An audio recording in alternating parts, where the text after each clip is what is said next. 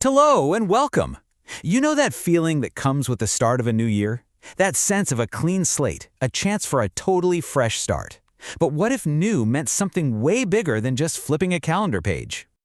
It's that time of year when a lot of us just feel the need to get away, right? We head for the mountains or the coast, just looking for a new view, a fresh perspective to get us recharged for the year ahead. And of course, with that fresh start feeling comes the age-old tradition of setting new goals. So what do you think? What are the big ones?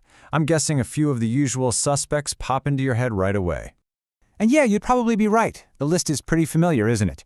Get healthier, find some inner peace, sort out the finances, get ahead at work, be more disciplined. It's all about self-improvement, the classic things we all want to get better at. So today we're going to dig into a totally different take on what new can really mean, and it's based on source material from a Christian theological viewpoint. We'll look at why we crave newness, define what this new thing is, and then walk through the three key parts of it: the start, the finish, and the journey in between. Let's jump right in. We're moving beyond those resolutions we just talked about. The material we're looking at today suggests a much deeper, more fundamental kind of change. It's not about a new year, it's about a whole new life. And this verse right here, this is the pivot point for our whole conversation. It introduces this wild idea of a new creation. It offers a way to think about new that isn't tied to a date on the calendar, but to a whole new state of being. Okay, so new creation. What does that even mean? To really get it, we first have to get a clear definition. What exactly does our source mean by a new thing? And here's the key takeaway. We are not talking about a minor tweak here. This isn't just a small adjustment or a little upgrade. This idea of a new thing is about something fundamentally different, something that has literally never existed before in a person's life. So, the source material lays this whole transformation out in a really clear three-part path. You've got your starting point, your destination, and then of course the journey that gets you from one to the other. Let's break them down. So first up, the most foundational piece of the puzzle. According to this perspective, where does real, lasting change actually begin? And this is a huge distinction. The argument here is that this kind of new life doesn't come from just gritting your teeth and trying harder. It's not about willpower. The starting point is changing your actual life source, what the text calls being in Christ. It's about changing your foundation, not just painting over the cracks. This metaphor of the vine and branches just paints such a powerful picture of that idea.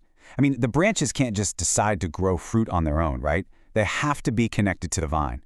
And the same idea applies here. You have to be connected to the right life source to see any real results.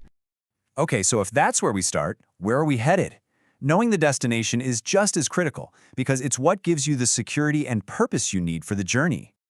Now, a really central belief here is that the final outcome is already guaranteed. From this perspective, even while you're still on the journey, still imperfect, still making mistakes, the destination of forgiveness is already locked in. And that provides a pretty deep sense of security for the whole process. And this verse, wow, it really captures that promise in a beautiful way. It talks about a complete transformation, where past mistakes, no matter how big, are just washed clean. That promise of total renewal, that's what defines the destination. All right, we've got the start and we've got the finish line. But what about the messy middle, the part we actually live in every single day? Let's talk about the journey itself. How do you actually live this change out?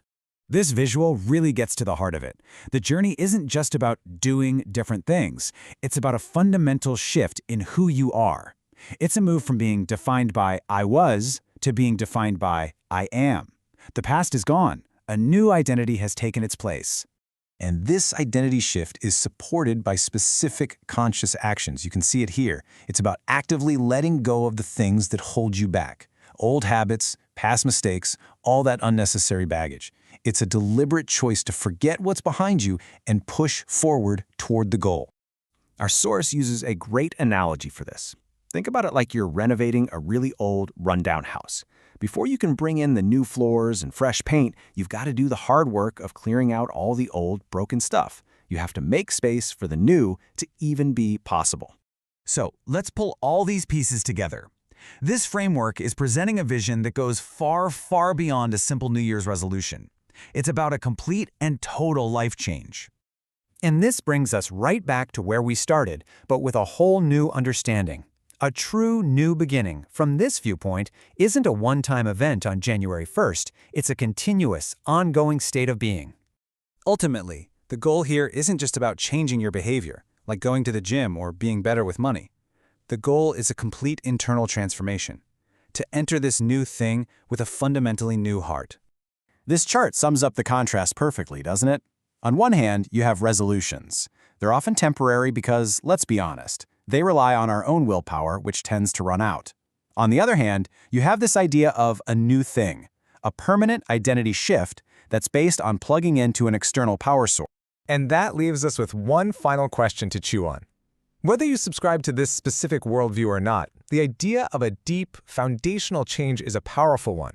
It prompts all of us to ask, what old thing, a habit, a mindset, a piece of the past, are you ready to clear out to make way for something truly new?